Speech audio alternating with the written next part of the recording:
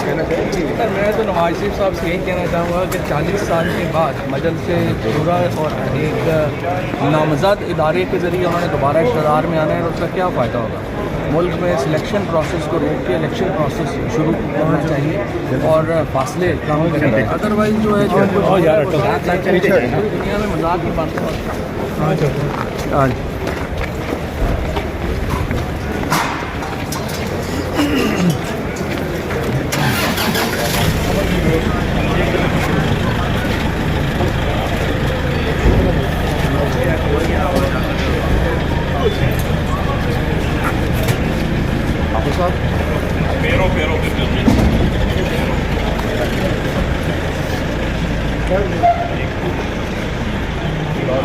सारे पूरे ना मैं सर कहना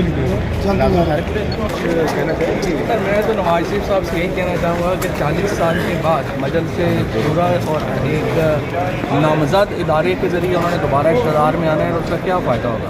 मुल्क में सिलेक्शन प्रोसेस को रोक के इलेक्शन प्रोसेस शुरू करना चाहिए और फासले काम करना चाहिए। अदरवाइज़ जो है दुनिया में मजाक की बात है।